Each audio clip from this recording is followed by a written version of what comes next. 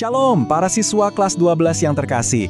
Pernah nggak sih kalian mikir, buat apa ya bakat yang kita punya ini? Nah, hari ini kita bakal bahas sesuatu yang personal banget, tapi juga sangat kuat, yaitu panggilan kita semua untuk memakai setiap karunia unik dari Tuhan.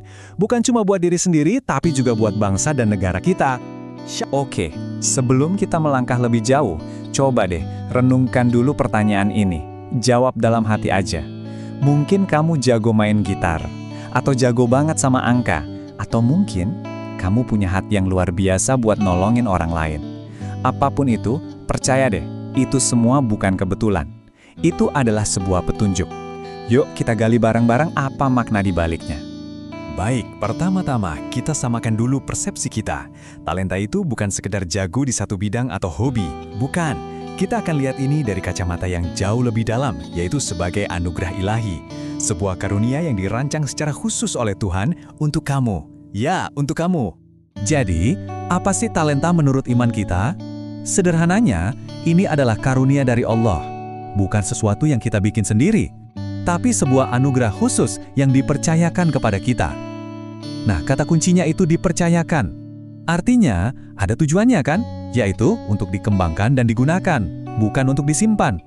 Wow, ayat dari Mazmur ini menggambarkannya dengan indah banget ya. Coba bayangin deh, Tuhan sendiri yang menenun kita. Itu artinya kamu tuh bukan produk massal.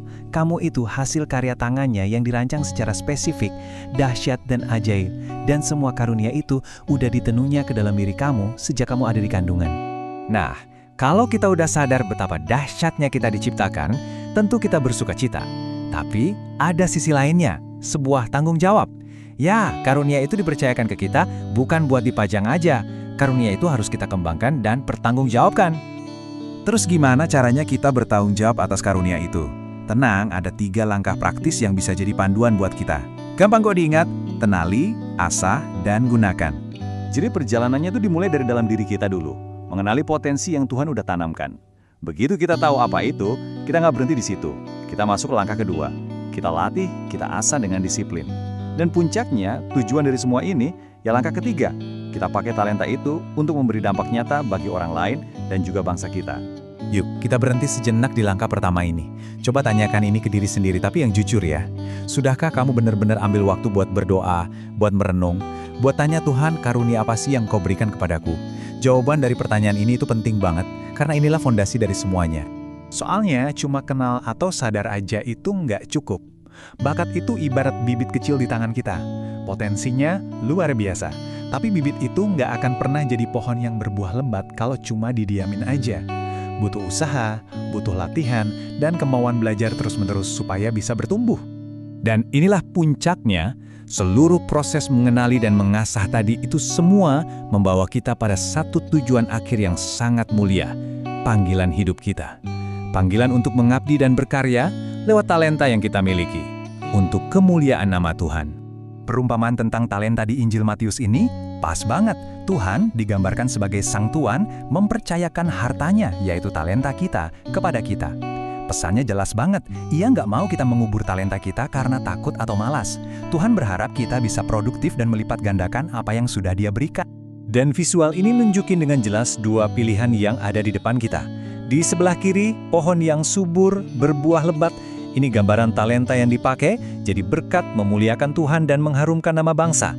Nah, di sebelah kanan, pohon yang kering kerontang. Ini gambaran yang tragis dari talenta yang terabaikan. Karunia yang disia-siakan, potensi yang hilang, dan kesempatan memberi dampak yang akhirnya lewat begitu saja. Terus wujud nyatanya buat bangsa itu gimana sih? Wah, jalannya banyak banget. Bisa lewat pendidikan, dengan kamu belajar tekun untuk menguasai ilmu pengetahuan. Bisa lewat karya nyata, dengan kamu menciptakan sesuatu di bidang seni, sains, atau teknologi.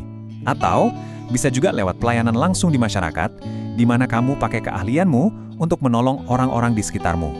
Pada akhirnya, semua ini mengerucut pada satu kebenaran yang penting banget.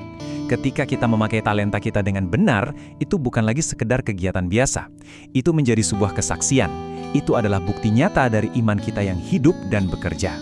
Oke, kita udah bahas apanya, bagaimananya, dan mengapanya soal talenta ini. Sekarang pertanyaannya kembali kepadamu. Apa langkahmu selanjutnya? Ini adalah panggilan untuk bertindak. Sekarang juga, bukan besok. bukan minggu depan, bukan nanti kalau sudah lulus kuliah.